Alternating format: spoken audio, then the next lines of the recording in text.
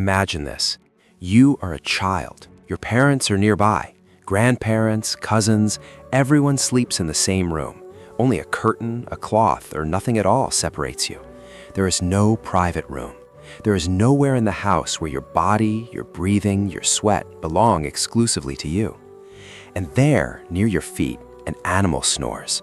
A goat, a dog, a cat, maybe even a pig if tonight you are lucky and the barn is cold. This was not a rare scene. This was normal life for most of human history. People slept together in the same space, not because they wanted to cuddle, but because sleep was survival. Warmth was life, safety was life, and privacy? Privacy was a luxury, often deadly. Even kings didn't sleep alone. Nobles shared chambers with servants, guards, sometimes even animals in colder seasons, because a quiet house was often a dangerous house.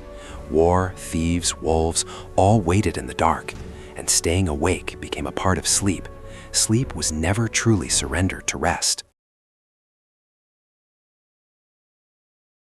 In medieval Europe, sleeping was not as we know it. It was common for people to sleep in segmented phases, a first sleep, a waking period, then a second sleep, a rhythm that modern people call biphasic sleep. But that was not the only strange thing. In some regions, people often slept sitting up. This wasn't just uncomfortable, there was a reason behind it. Many Europeans believed that lying down too deeply made the spirit weak, or that lying too flat was somehow closer to death or vulnerability.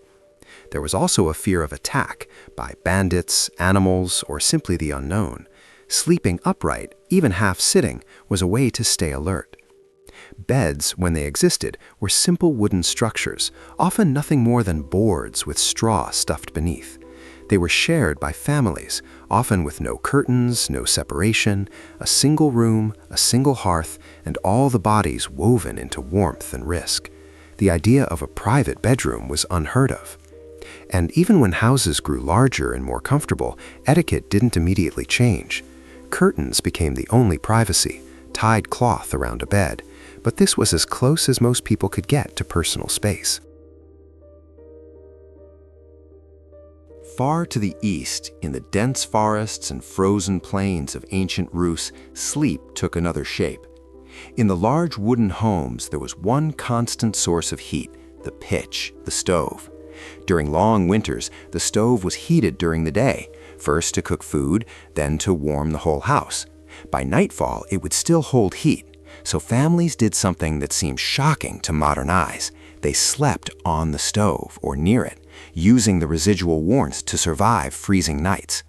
Adults often slept on palati, elevated wooden platforms near the stove, lined with straw, animal skins, or furs. Children sometimes crawled up there too. In big households, several generations slept there together, parents, children, grandparents, because heat was survival. There was no separate bedroom, just the single large room, gornitsa, with its warmth and its noise. For newborns, parents crafted wooden cradles suspended from the ceiling. These kept babies above the cold floor and within reach, yet safe from being accidentally crushed during crowded nights. Sleep wasn't about comfort, it was about not freezing to death. Across the Mediterranean and into Asia, the idea of night rest blended with public rituals and civic life. In Ottoman cities like Istanbul, ordinary people lived in small homes with very few rooms. Space was valuable, furniture was minimal. Most families shared one main room.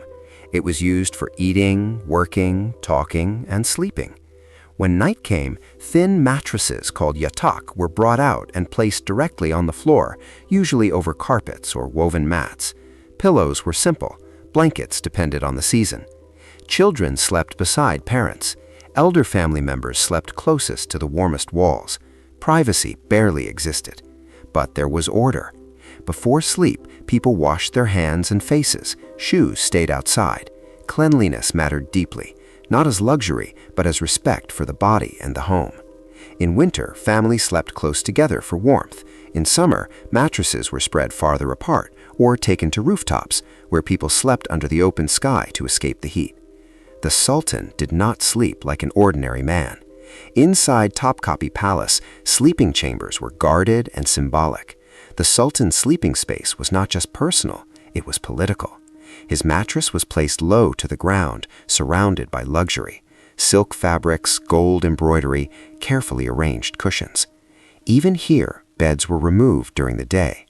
Because in Ottoman culture, lying down meant vulnerability. A ruler was expected to appear upright, alert, and in control.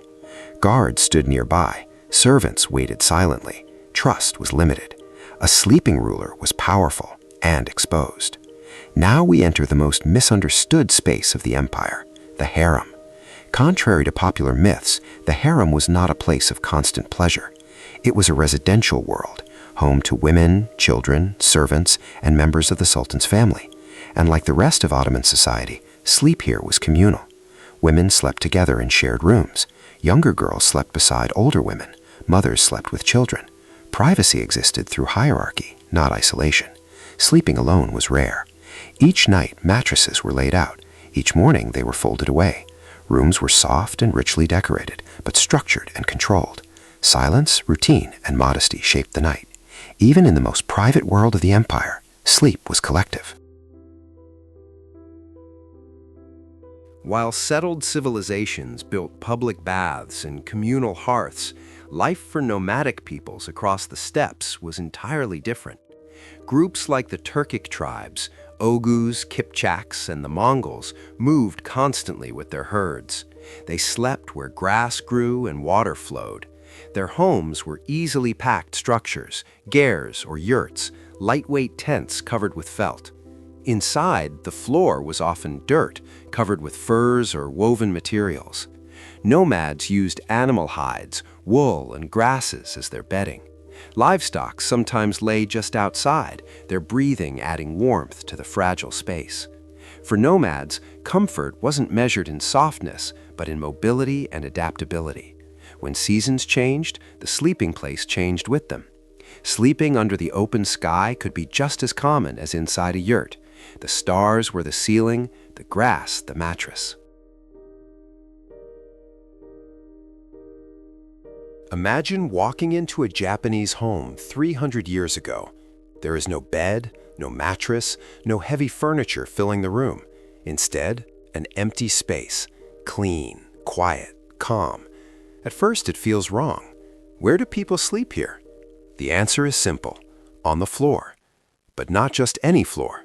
In traditional Japanese homes, the floor itself was designed for living and sleeping. It was covered with tatami mats, thick woven mats made from rice straw. Tatami were warm, slightly soft, and breathable. They insulated the body from the cold ground and absorbed moisture from the air. For centuries, Japanese people slept directly on tatami, using a thin mattress called a futon. The futon was not a permanent object. It was brought out only at night. At sunset, the room transformed. A futon was unrolled, a blanket was laid down, a pillow, often filled with buckwheat husks, was placed under the head. In Japan, sleep was not meant to dominate the home. The home adapted to the rhythm of the body, not the other way around. There were no separate bedrooms like in Europe. Families slept in the same space, but unlike medieval Europe, there was order, ritual, and quiet. Children slept near parents. Elders were given the warmest place in the room. Privacy was limited, but respect was built into behavior. Sleeping close to the floor was also considered healthier. The firm surface supported posture. Many believed it improved circulation and breathing. Even samurai slept this way, warriors resting on simple futons before battle. But there was another reason. Japan is a land of earthquakes. Heavy beds, tall furniture, and raised sleeping platforms were dangerous. Sleeping low reduced the risk of injury if the ground shook. A futon could be grabbed and escaped with in seconds. So the next time you complain about your mattress being a little too firm, remember, you're sleeping in a climate-controlled room alone, without a goat breathing on your face or a flea biting your neck.